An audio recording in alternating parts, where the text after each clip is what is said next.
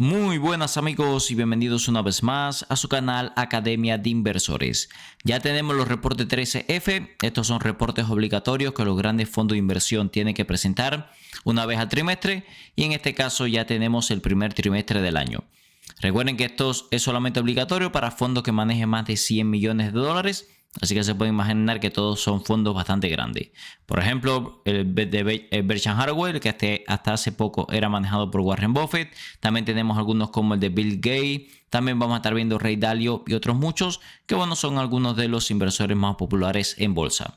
Vamos a ver qué compras y ventas estuvieron haciendo, dónde estuvieron dirigiendo el capital y sobre todo porque en este trimestre tuvimos grandes caídas en bolsa y así vamos a ver qué estuvieron comprando y vendiendo. Vamos a aprovechar como siempre hacemos para hacer análisis técnico y fundamental en muchas de estas compañías y así ver cuál están o no en zonas de compra. Sin más, vamos a comenzar. Vamos a empezar hablando de las operaciones más grandes que estuvo haciendo Berkshire Hathaway, ahora bajo la dirección de Garrett Abel, ya que Warren Buffett dio un paso al lado. Mucho movimiento, por cierto, en este portafolio durante este trimestre. Llama especialmente la atención cómo aumentó su posición en Google. Vean que lo aumentó en un 200%. Ahora representa una posición, yo diría, bastante grande, casi es 5.6 billones que tienen, pasaron de 5.6 billones a 15.6 billones. Así que lo que le digo, realmente fue un aumento considerable. Invirtieron unos 10 billones de dólares en Google.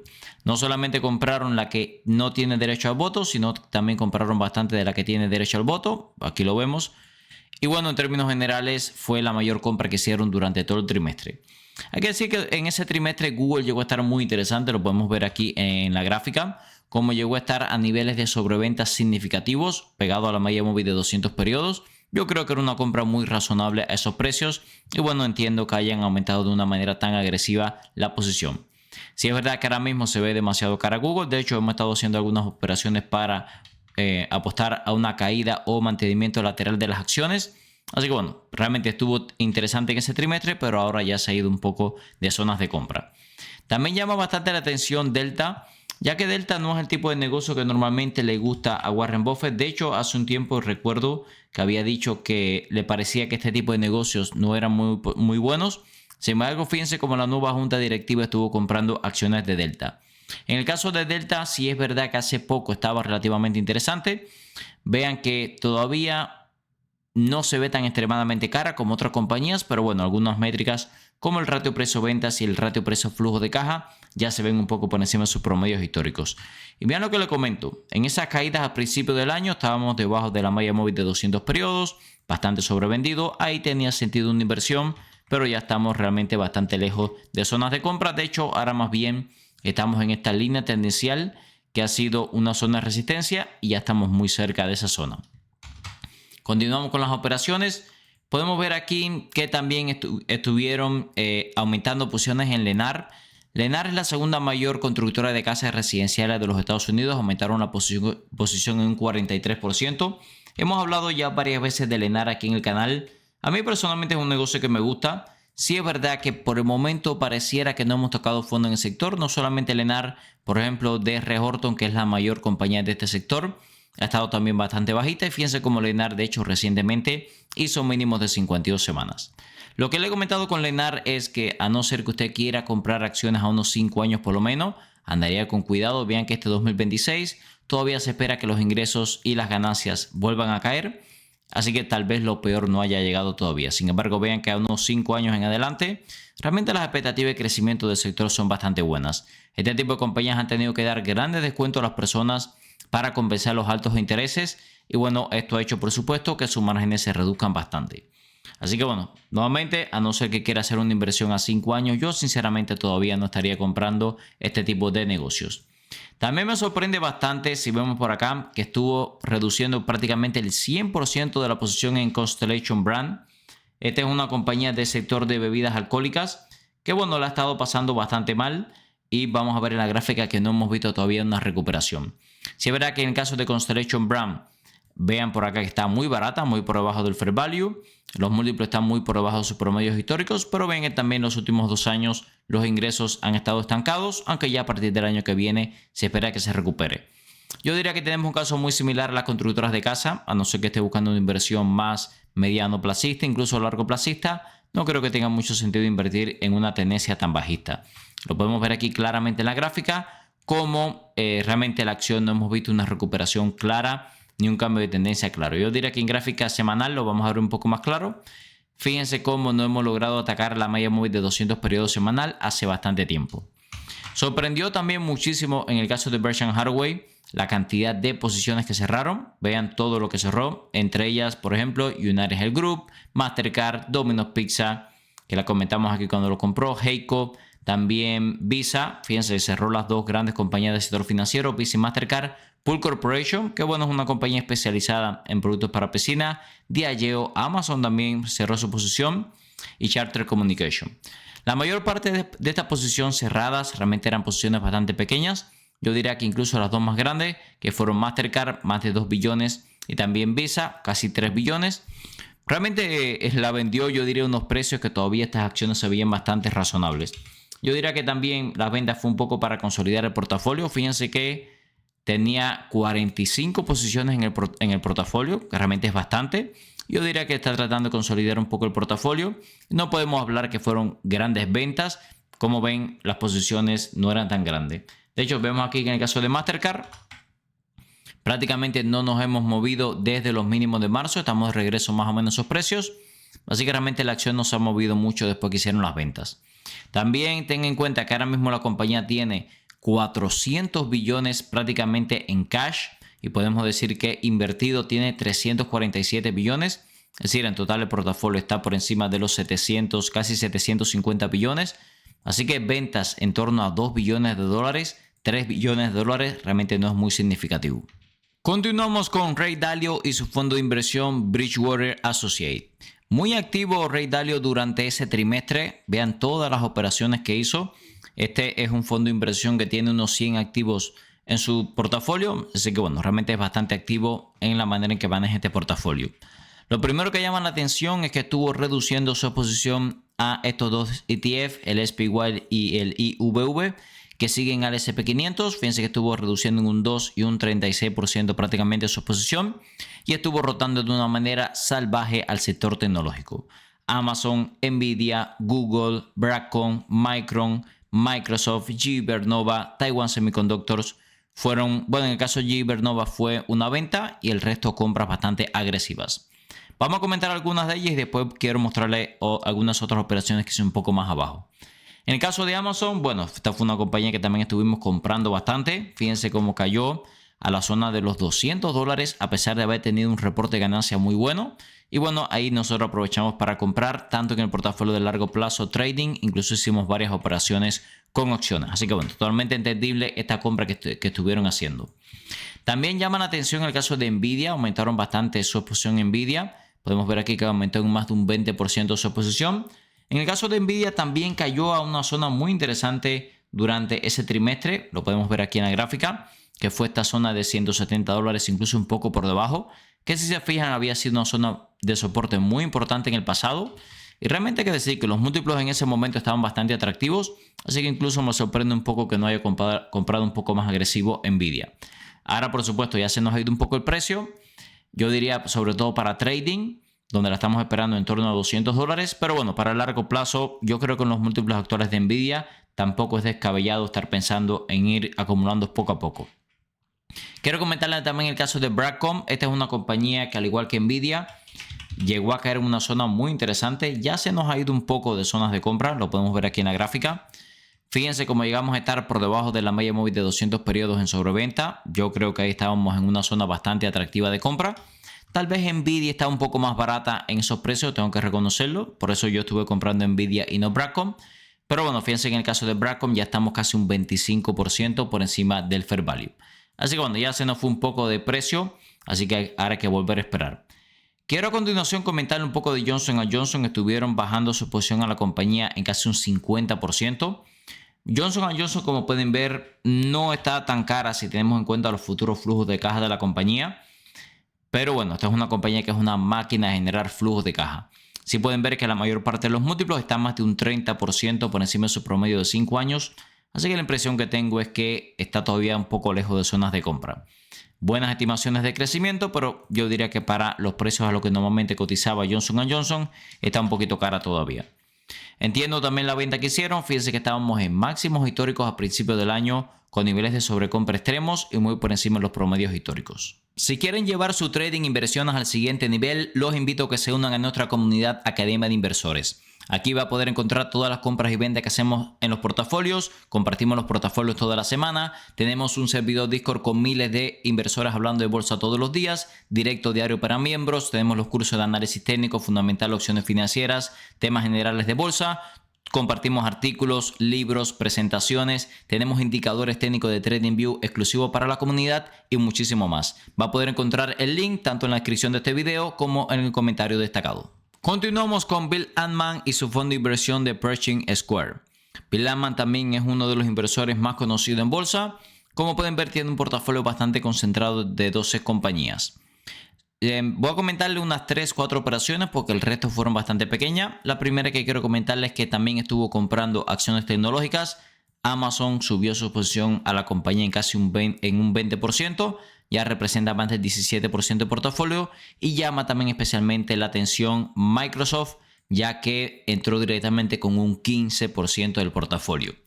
Microsoft en mi caso es la principal posición tanto en el portafolio de trading como de largo plazo. Y bueno, creo que los precios que teníamos a principio del año eran precios muy atractivos. Vean que a pesar de que ya se ha recuperado desde mínimos, no está tan lejos del fair value. Los múltiplos siguen en torno a un 20-30% por debajo de sus promedios históricos. Forward PER a 21 veces. Yo sinceramente me sigue gustando bastante Microsoft a los precios actuales. Sí es verdad que hace apenas una semana estaba en torno a $400. Ahí yo diría que estaba en una zona más que razonable para seguir acumulando. Pero bueno, como pueden ver, realmente ya ha subido bastante desde los mínimos. Podemos ver aquí que llegó a tocar la zona de los 350 prácticamente y ya ha subido casi un 17%. Pero bueno, Microsoft sin duda una de las más interesantes. También podemos ver que estuvo sorprendentemente reduciendo prácticamente toda su posición a Google. Veíamos que en el caso de Berkshire Hathaway estaban comprando Google, pues Bill Ackman estaba vendiendo acciones de Google. No entiendo muy bien por qué. No sé si es que no tenía cash suficiente.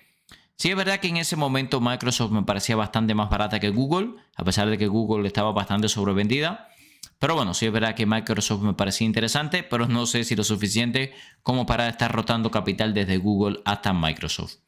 También me llama la atención el caso de Hilton. Vean que liquidó toda su posición a Hilton. En el caso de Hilton sí tengo que reconocer que la veo un poco cara. Al igual que Marriott, son las dos cadenas de hoteles que por lo general sigo. Y vean que en el caso de Hilton ahora mismo estamos un 18% por encima del fair value. Y como vemos en la gráfica, no caímos tanto a principio del año. Si es verdad que acá abajo yo diría que no estábamos en una zona clara de compra como esta que tuvimos el año pasado a final del 2025. Ahí estábamos tocando la media móvil de 200 periodos y vean como aquí no tocamos ni la media móvil de 200 periodos ni entramos en sobreventa. Pero bueno, tengan en cuenta que ahí estaba liquidando acciones de Hilton. Creo que tiene sentido, sobre todo porque la acción viene cotizando un poco por encima de sus promedios históricos y por encima del fair value. Fíjense que ahora mismo está un 20% por encima del fair value. Y bueno, hay algunos múltiplos un poco caros. Por ejemplo, el PER a 47 veces y el ratio precio-flujo de caja a 32 veces. Continuamos con David Tepper y su fondo de inversión Apalosa. En el caso de David Tepper, también es otro inversor bastante conocido en bolsa. Pueden ver que la principal acción que estuvo comprando fue Amazon. Le entró prácticamente con un 100% de la posición, es decir que prácticamente esta posición es nueva de este trimestre, ya que antes tenía una posición bastante pequeña. Y fíjense que ya representa más del 15% de portafolio. No vamos a hablar de nuevo en Amazon. Como pueden ver, prácticamente todos los grandes inversores estuvieron comprando en esa zona de los $200. Y por supuesto, si vuelve a caer en esa zona, hay que entrarle con todo. También estuvo comprando algo de Micron, no demasiado. Ya era una posición bastante grande. Fíjense que después de aumentar en un 11%, ya casi es el 10% de portafolio. Podemos ver que en Uber multiplicó prácticamente por 3 su exposición a la compañía. Uber también la estuvimos comprando nosotros para el portafolio de trading. De hecho, todavía tenemos posiciones. Sinceramente, creo que los precios actuales, cerca de $70, siguen siendo precios muy atractivos. Fíjense que es una compañía que está muy por debajo del fair value, muy por debajo de sus promedios históricos. Las expectativas de crecimiento son muy buenas. Forward PER a 16 veces. Así que bueno, a mí personalmente me gusta bastante todavía a los precios actuales. Seguramente a los precios que estuvo comprando David Tepper fue en estos mínimos cerca de $70. Y bueno, estamos de regreso a esos precios. Así que bueno, échenle un vistazo a Uber. A mí personalmente me gustan bastante. Otra compañía que estuvo comprando bastante fue Vistra Corporation. Aumentó muchísimo su exposición a la compañía y ya representa más de un 5% del portafolio. Vistra es una compañía que hemos analizado aquí varias veces en el canal. Creo que tiene mucho potencial, llegó a estar muy interesante hace poco, se ha recuperado desde mínimos, pero no me disgustan para nada los precios actuales. 52 billones de capitalización de mercado. Podemos ver aquí que es una compañía del sector de utilities, específicamente productora de energía, que sabemos que tenemos un déficit gigantesco en producción de energía ahora mismo en los Estados Unidos. Los múltiplos bastante por encima de sus promedios históricos, pero tampoco son una locura, y sobre todo llama la atención el crecimiento que se espera en los próximos años. Si Vistra termina dando este crecimiento para los próximos 5 años, pareciera estar bastante barata. De hecho, desde el punto de vista técnico, fíjense que hace muy poco, hace 3 días apenas estábamos muy sobrevendidos y ha tenido 3 días excelentes, lo que ha hecho que la acción se dispare. Pero de todas formas creo que estos precios se siguen viendo bastante atractivos. Vamos a hablar a continuación de SanDisk. Esta fue una posición que abrieron nueva en este fondo de inversión. De hecho, lo entró directamente con un 3% de portafolio, invirtiendo casi $180 millones en SanDisk. A ver, SanDisk corrigió algo en ese trimestre. Tampoco creo que fue una corrección tan significativa como para poner en zona de compra. Así que bueno, yo diría que esta fue una compra bastante arriesgada, aunque vamos a ver que tiene cierto sentido. En el caso de SanDisk, estamos muy por encima de sus promedios históricos. El crecimiento que se espera en los próximos 2 años es una locura. Y vean que después se espera caída. Así que bueno, SanDisk históricamente ha sido una compañía bastante cíclica. Vean por acá, a principio del año estábamos testeando la media móvil de 50 periodos, que había sido históricamente una buena zona de compra. Y bueno, parece ser que en esa zona fue donde compraron. Siempre lo he dicho, si quieren tradear la compañía, creo que un retroceso a la media móvil de 50 periodos tiene sentido.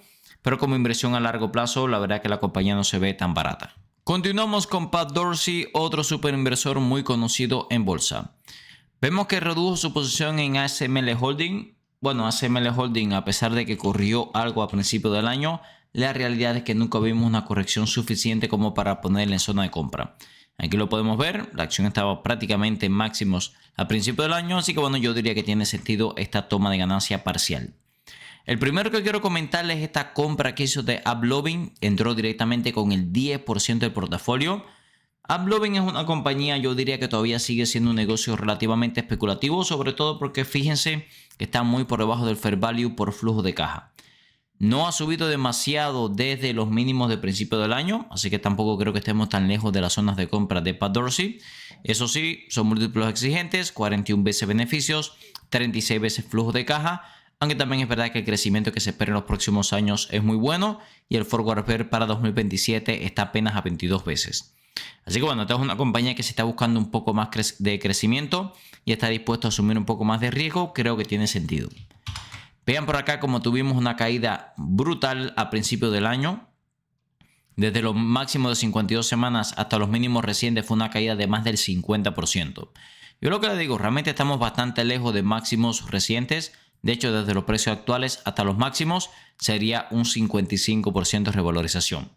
Lo ideal en este caso sería que regresara la acción a mínimos anteriores. Esta zona creo de los 350, 360 dólares sería muy atractiva. Pero bueno, yo por el momento esperaría. Estamos en una zona de compresión entre las medias móviles de 250 periodos. También quiero comentarle una compra muy interesante que hizo, que fue que le entró directamente con más del 7% de portafolio a S&P. S&P Global es líder mundial en proveer datos financieros. Aquí en el canal lo utilizamos muchísimo también para nuestra herramienta de inversión de Smart Investor Tool. Y fíjense que en el caso de S&P ha caído mucho también. Estamos hablando de casi un 20% en el último año.